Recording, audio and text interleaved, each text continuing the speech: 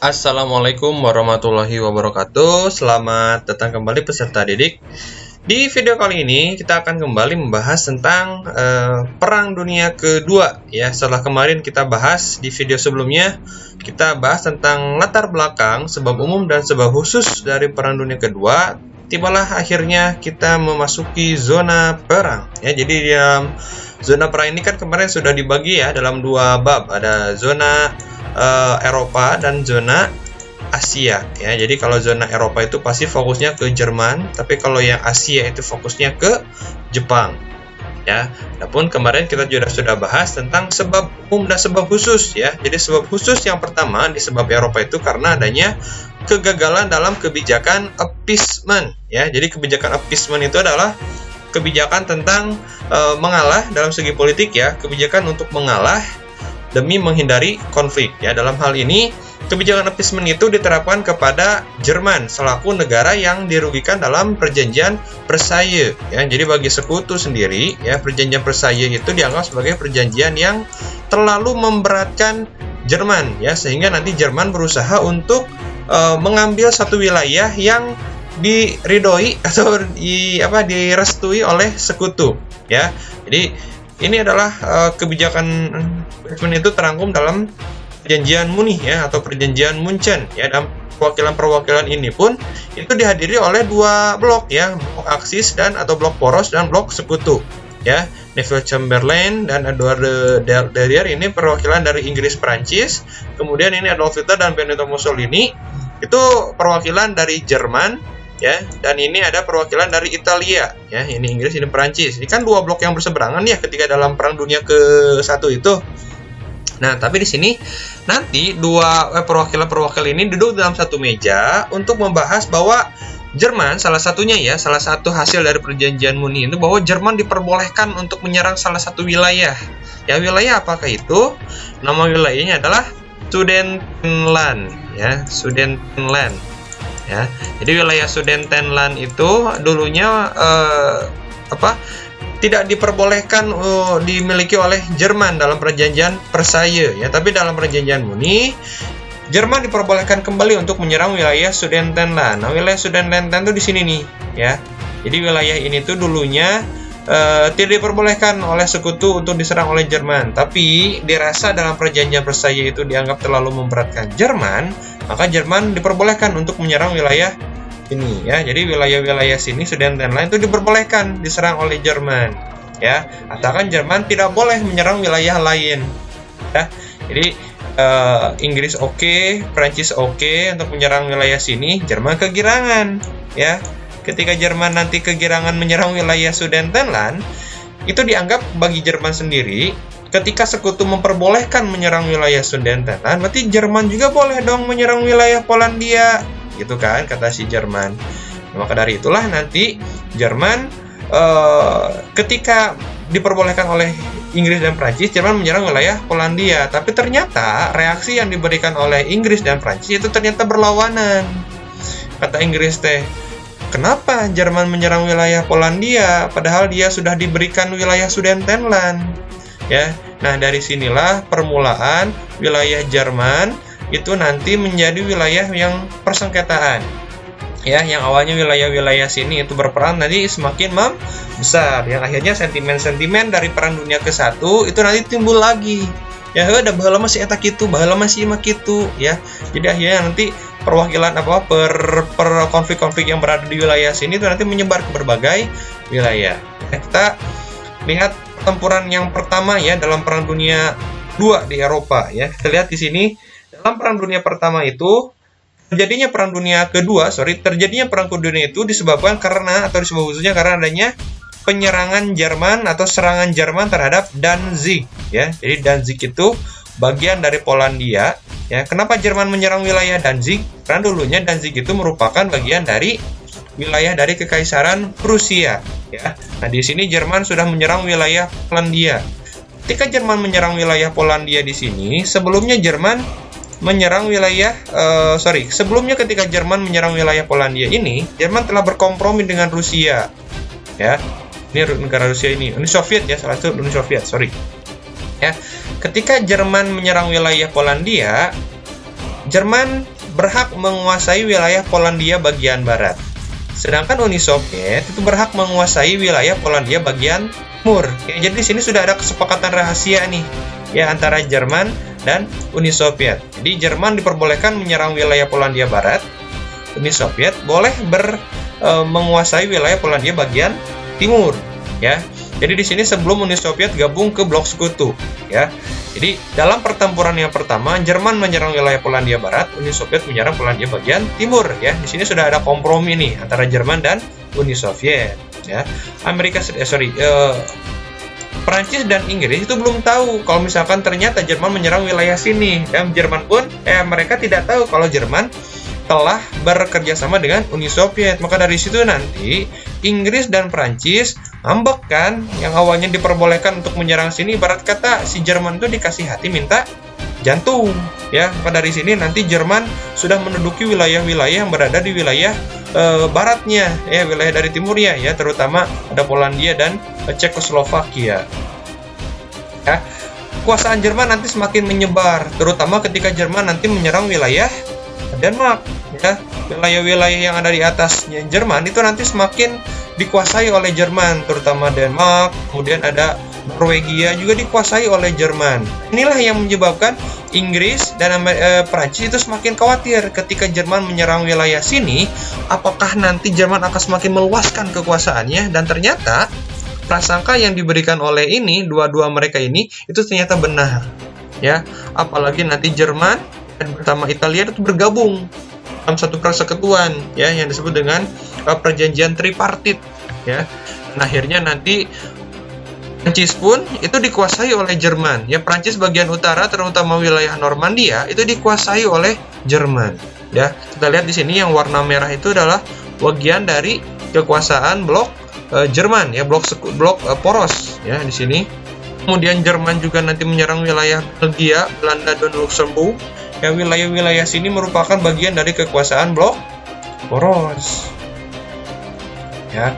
Kemudian bagian Balkan jelas ya, persengketaan Balkan dari dulu juga sampai sekarang masih menjadi persekutuan yang paling berperan dalam Perang Dunia Kedua ya. Dalam Perang Dunia Kedua, wilayah Balkan berhasil dikuasai oleh Jerman ya. Yugoslavia, Yunani itu juga bagian dari kekuasaan Jerman.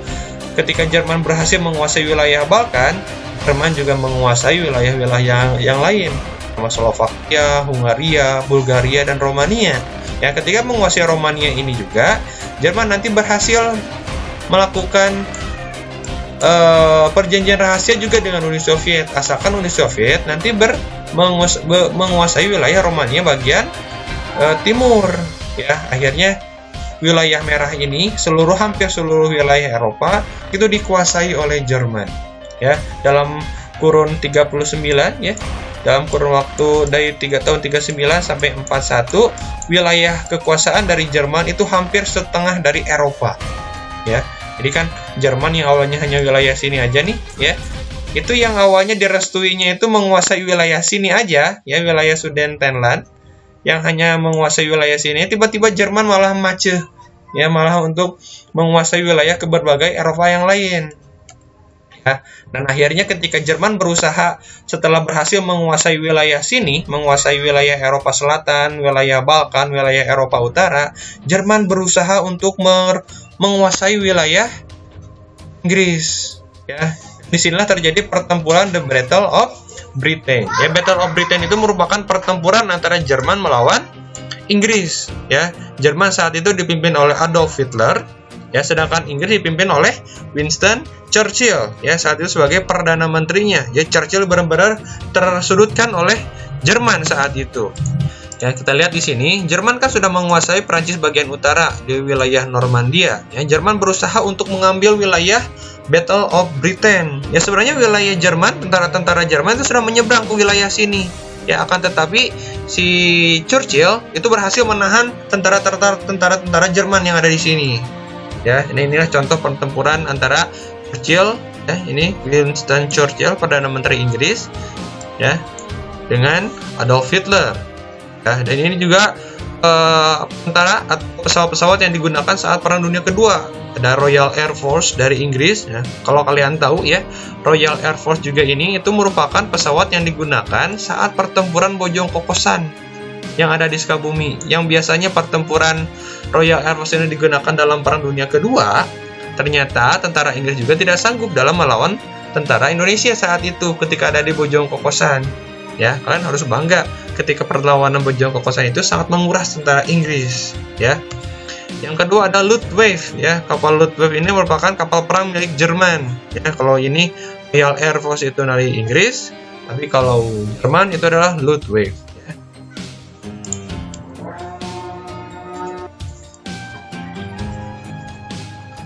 Ya, jadi setelah tadi Jerman menguasai wilayah Balkan dan wilayah Eropa bagian utara, ya Jerman juga nanti berusaha untuk mengkhianati sekutu mereka dari awal, ya, yaitu Uni Soviet. Ketika Jerman mengetahui di wilayah sini, wilayah di Stalingrad itu wilayah penuh akan sumber daya alam, wilayah yang sangat pokoknya wilayah yang sangat menjanjikan bagi perekonomian Jerman, Jerman nanti malah menginvasi wilayah Uni Soviet. Ya, jadi Uni Soviet yang dulunya membantu Jerman dalam menginvasi wilayah Polandia, ternyata Jerman malah menyerang wilayah Uni Soviet. Dan tentunya saat itu, Stalin sebagai penguasa Uni Soviet merasa kesal dengan Adolf Hitler. Dan disinilah pertempuran antara Jerman melawan Uni Soviet yang disebut dengan Operasi Barbarossa. Jadi operasi pertempuran Jerman melawan Uni Soviet. Ya, jadi kalau tadi Battle of Britain itu Jerman versus Inggris, kalau sekarang Operasi Barbarossa itu pertempuran antara Jerman melawan Uni Soviet. Ya, inilah contoh gambar dari serbuan tentara Jerman ke Moskow saat musim dingin. Ya, ternyata musim dingin itu ya merupakan salah satu alat untuk yang dijadikan oleh Uni Soviet sebagai benteng. Ya, jadi kalau kita lihat perang-perang sebelumnya di wilayah Moskow itu banyak tentara-tentara yang lawan. Ya, tentara-tentara lawan Uni Soviet, ya, tentara Perancis, tentara Jerman, itu dulunya pernah menyerang wilayah Moskow. Ya, dan ternyata mereka semua itu gagal. Ya, dulu pernah Napoleon Bonaparte hampir menguasai wilayah Moskow. Tapi sayang gagal karena dikalahkan oleh cuaca. Ya, karena musim dingin yang berada di Moskow itu ternyata sangat-sangat parah sekali. Ya, sampai-sampai logistik yang dimiliki oleh para tentara itu habis gara-gara saking tragisnya atau saking ekstrimnya cuaca yang ada di Moskow. Begitupun tentara Jerman. Ya, tentara Jerman di sini banyak yang kalah gara-gara cuaca yang sangat dingin yang berada di wilayah Moskow. Ya. Jadi sudah kita bahas di zona Eropa, sedangkan kita bahas di wilayah zona Asia Pasifik. Ya, zona Asia Pasifik ini tadi kan sudah dijelaskan bahwa sebab khususnya itu adalah penyerangan Jerman kepada wilayah Pearl Harbor. Ya, ini wilayah penyerangan Jepang ke wilayah Harbor ya di bawah pimpinan Isoroku Yamamoto. Ya, jadi Jepang itu dulu merupakan negara yang dulunya menerapkan politik isolasi ya atau politik shakoku. Ya, ketika Jepang melakukan politik tersebut, Jepang menjadi negara yang paling terbelakang.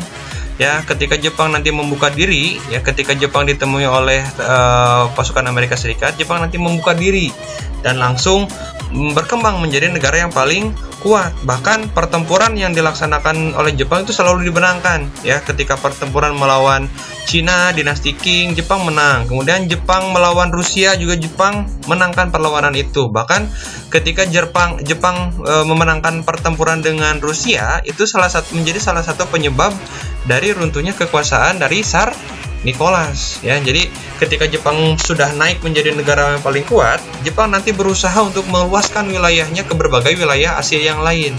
Ya, terutama wilayah sini itu dijadikan sebagai tempat untuk bagian dari kekuasaan Jepang.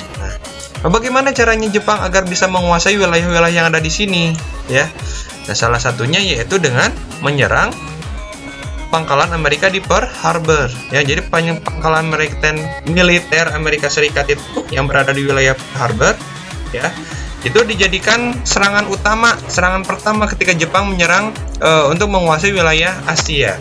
Ya, mengapa Jepang ingin mengambil wilayah? Mengapa Jepang harus menyerang wilayah ini dulu? Ya, ini kan wilayah Pearl Harbor ya. Wilayah Pearl Harbor itu dulunya sekarang juga sama.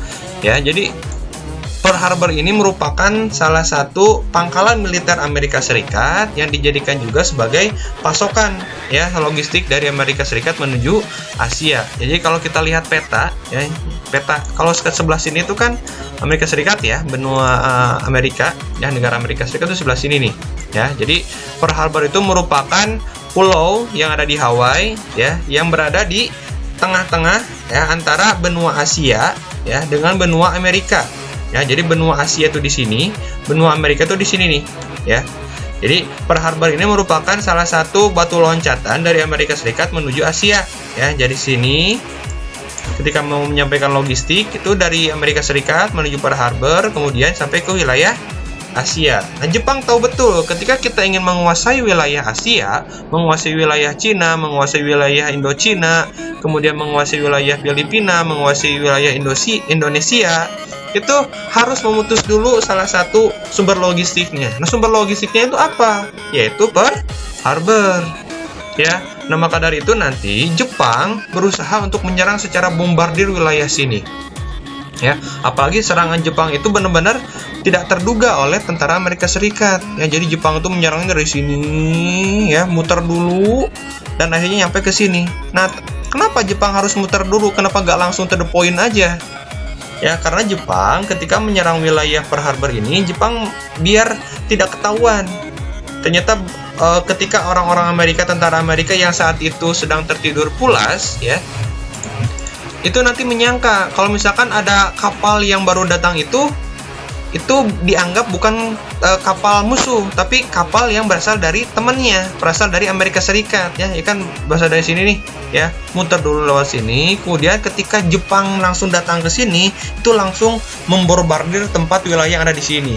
Ya, bahkan orang-orang Amerika yang saat itu masih tertidur pulas, yang masih baru bangun, yang masih sikat gigi, itu langsung ditembak habis-habisan. Ya, tidak ada persiapan dari dari tentara Amerika Serikat untuk menyerang Jepang. Ya, bahkan kode yang ada di Amerika dulu kan pernah ada ya kode Morse yang ditemukan di wilayah sini itu belum bisa dipecahkan.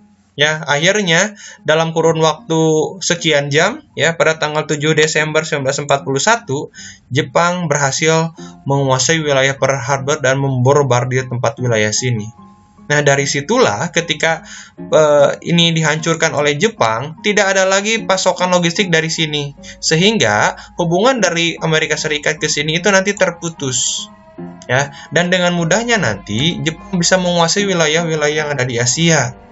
Ya, dalam kurun waktu yang sangat singkat, kurang dari 3 bulan, Jepang bisa menguasai wilayah ini. Ya, wilayah Korea. Ini Korea dikuasai oleh Jepang. Kemudian Cina. Kemudian ada Formosa yang sekarang jadi Taiwan, Hong Kong juga dikuasai. Kemudian ada Indochina, ya, ada Thailand, Vietnam, Laos, Myanmar, Kamboja, semuanya dikuasai oleh Jepang. Jepang juga menguasai wilayah Filipina, dan tentunya setelah menguasai Filipina, Jepang nanti menguasai wilayah Tarakan. Ya, sampailah Indonesia dikuasai oleh Jepang. Ya, Jepang nanti menguasai wilayah Kalimantan, Sulawesi, Semenanjung Melayu, Sumatera, dan akhirnya Jawa. Ya, kita lihat di sini Jepang tanggal 7 Desember 1941 itu menghancurkan wilayah Pearl Harbor. Ya, dan kalau kalian tahu, Jepang nyampe ke Indonesia itu pada tanggal 11 Januari. Ya, 11 Januari di Tarakan, Jepang berhasil mendarat. Ya, dan tanggal 8 Maretnya nanti ditandatangani perjanjian Kalijati. Ya, kita lihat di sini Jepang yang awalnya menguasai wilayahnya hanya wilayah sini aja. Ya, dan akhirnya Jepang bisa menguasai hampir seluruh wilayah Asia. Ya, sangat-sangat menakjubkan serangan Jepang itu kan. Kalau serangan Jepang itu disebutnya serangan Blitzkrieg ya, serangan kilat. Ya, nah ini Hawaii. Ya, yang dijadikan sebagai patokan Jepang untuk menguasai wilayah Asia. Ya, jadi kalau Hawaii itu, Pearl Harbor itu merupakan di antara dua tempat ya, dua benua. Ini Amerika Serikat, ini Asia. Ini ada kerusakan yang dilakukan oleh Jepang. Kalau kalian nonton film Harbor ya, tonton aja filmnya. Itu sangat menjelaskan detail tentang pertempuran Pearl Harbor. Kemudian ini pesawat Amerika yang ditembak oleh Jepang. Dan saat itu juga beberapa hari kemudian Akhirnya nanti Jepang itu ketika menyerang wilayah Pearl Harbor, Amerika langsung bereaksi bahwa langsung Amerika di bawah pimpinan Franklin Delano Roosevelt yang menjadi presiden saat itu langsung mendeklarasikan perang terhadap Jepang. Dan akhirnya nanti di sini Amerika Serikat secara resmi bergabung dengan blok sekutu. Ya, ini adalah kekuasaan Jepang di wilayah Asia tahun 1942. Ya. Dan kalau kita lihat kronologinya kedatangan Jepang ke Indonesia itu, kita lihat di sini 7 Desember 1941 Jepang menyerang wilayah Pearl Harbor, kemudian 11 Januari ya, gak nyampe 3 bulan, gak hampir 1 bulan ya, 1 bulan Jepang sampai di wilayah Tarakan, Kalimantan Utara, dan tanggal 8 Maret 1942 ya, Jepang berhasil mengambil alih Indonesia dari Hindia Belanda. Ya, kita lihat Pangeran Diponegoro, Kapitan Patimura, Imam Bonjol, semuanya gagal dalam mengusir penjajah. Ya, tapi Jepang itu dengan mudahnya dapat mengusir Belanda dari Indonesia. Ya, lewat perjanjian Kalijati. Ya, perjanjian Kalijati merupakan perjanjian pengambil alihan Indonesia dari pemerintahan Hindia Belanda ke Jepang. Ya, secara resmi tahun 42 ini itu merupakan diberlakukan pendudukan Jepang. Ya, jadi kan secara periodisasi pendudukan Jepang itu kan berawal dari tahun 42 sampai 45. Nah, dari situlah nanti Jepang langsung memberikan doktrin-doktrinnya, ya, propaganda-propaganda dengan menjadikan dirinya sebagai saudara tua bagi Indonesia. Yang dilihat di sini sebagai baligo-baligo yang dilakukan oleh Jepang dalam kemenangan Nippon yang gemilang. Ya, kemudian Jepang nanti juga membuat gerakan 3A, ya, gerakan Nippon Cahaya Asia, Jepang Pelindung Asia, Jepang Pemimpin Asia yang dilakukan oleh Jepang. Ya. Dan kalau kita lihat, sebenarnya kalau yang periode tahun 39 sampai 44 ini itu merupakan kemenangan dari blok poros, ya, atau blok Aksis, ya, blok Jerman, Italia, Jepang. Ya, Jerman berhasil menguasai hampir seluruh Eropa, Italia menguasai hampir semua Afrika Utara, dan tentunya Jepang dapat menguasai wilayah Asia. Jadi tahun 39 sampai 44 ini merupakan kemenangan, ya, kemenangan dari blok poros, blok sentral. Ya, sehingga akhirnya menjelang tahun 45 blok sekutu nanti berusaha bangkit untuk mengalahkan poros, ya, dan ketika tahun 45 ini nanti mulai kemunculan atau kekalahan dari Jerman. Ya, kita lihat di sini dalam operasi Overlord. Ya, operasi Overlord itu merupakan operasi pertempuran antara sekutu melawan Jerman. Ya, jadi di sini sekutu itu merupakan tentara gabungan, ya, dari Inggris, Prancis, Kanada, dan Amerika Serikat untuk menyerang Jerman. Ya, jadi Jerman sekali lagi di sini nanti mulai digempur habis-habisan. Ya, dulu kan ketika dalam Perang Dunia ke-1 Amerika Serikat itu gabung karena ditembaknya kapal Lusitania oleh Jerman. Nah, di sini nanti Amerika Serikat ikut serta juga untuk membantu Inggris untuk melawan Jerman. Nah, pertama pertempuran ini dilaksanakan di wilayah Selat Channel, ya, yang saat itu berada di Normandia, dan menjadikan wilayah pertempuran ini menjadi pertempuran yang paling terbesar dalam sejarah. Nah, ini untuk pertempuran di wilayah Normandia menyeberang ke wilayah Selat Channel. Ini juga ada Jenderal Eisenhower yang mengunjungi prajuritnya dalam pertempuran Overlord. Contoh, ini ada pasukan Amerika Serikat yang menyeberang ke pantai Normandia, ya. Kemudian ini juga banyak tentara-tentara angkatan udara untuk menyerang wilayah Normandia. Ini sumber logistiknya. Ya, jadi sangat-sangat berat sekali pertempuran itu karena merupakan pertempuran yang sangat berat, ya, dan bisa dikatakan pertempuran terakhir sebelum kekalahan dari Jerman saat itu. Ya, dan ini salah satu kekalahan Jepang di Asia, ya, ini kekalahan Jepang di Asia. Tadi kan kalau kekalahan Jerman itu karena ada pertempuran Overlord, ya, atau pertempuran Normandia. Sedangkan kalau kekalahan Jepang di Asia itu karena ada penyerangan dari Amerika Serikat, ya, seperti yang kita ketahui tadi, Jepang di awal pertempuran itu dengan gampangnya menyerang wilayah Pearl Harbor, ya, dan akhirnya ketika tahun 45 Amerika Serikat berhasil balas dendam untuk menyerang wilayah Jepang, ya, terutama di wilayah mana, yaitu Nagasaki dan Hiroshima. Ya, mungkin kalian juga sudah tahu, ya, salah satu kekalahan Jepang dalam Perang Dunia itu karena adanya bom atom di wilayah Hiroshima dan Nagasaki. Ya, Hiroshima itu dibom pada tanggal 6 Agustus, sedangkan Nagasaki tanggal 9 Agustus. Jadi kalau Hiroshima itu kenapa dibom? Karena Hiroshima ini merupakan salah satu gudang senjata milik Jepang. Ya, sedangkan kalau Nagasaki itu merupakan pelabuhan dagang, salah satu sumber ekonomi dari Jepang. Ya.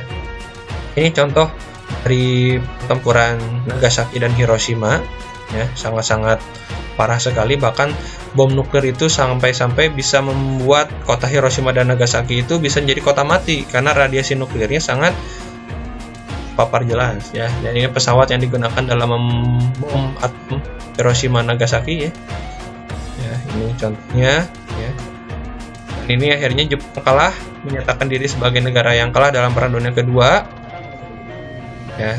Akhir dalam Perang Dunia Kedua itu nanti diselesaikan dalam perjanjian tersebut ya, ada perjanjian Potsdam.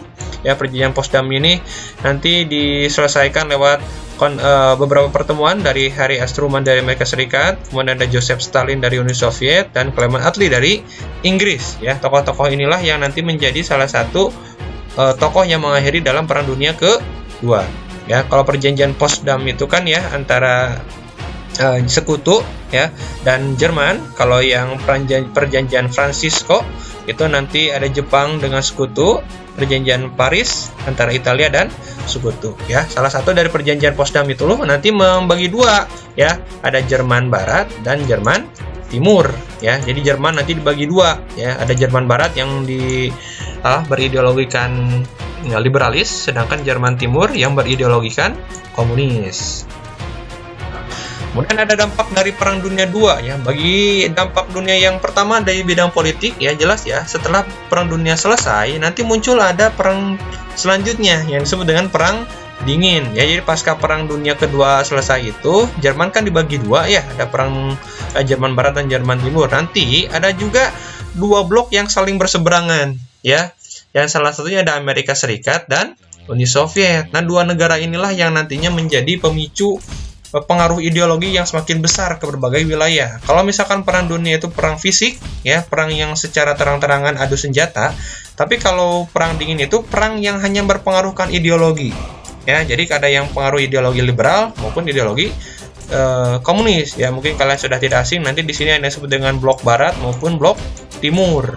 Ya, ini ada dampak dari perang dingin.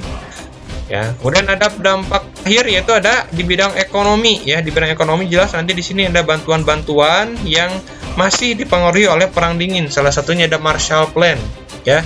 Marshall Plan ini merupakan bantuan ekonomi yang diberikan oleh Amerika Serikat yang nantinya bantuan ekonomi ini menjadi salah satu bantuan sebagai tanda bahwa negara yang dibantu oleh Amerika Serikat ini masuk ke dalam blok barat. Ya, dan terakhir ada dampak sosial. Nah, dampak sosial ini nanti menjadikan salah satu terbentuknya organisasi perdamaian dunia yang sampai sekarang masih ada, yaitu Perserikatan Bangsa-Bangsa. Nah, Perserikatan Bangsa-Bangsa atau PBB ini nanti didirikan oleh tokoh-tokoh para pemenang dunia kedua ya. Ada Franklin Roosevelt, kemudian ada Winston Churchill dari Inggris, dan tentunya ada Joseph Stalin ya. Nah, inilah Perang Dunia Kedua ya, dimulai dari jalannya perang sampai dari dampaknya. Ya, itu saja mungkin untuk hari ini ya di video kali ini. Terima kasih sudah menyimak. Mohon maaf jika ada kesalahan. Assalamualaikum warahmatullahi wabarakatuh.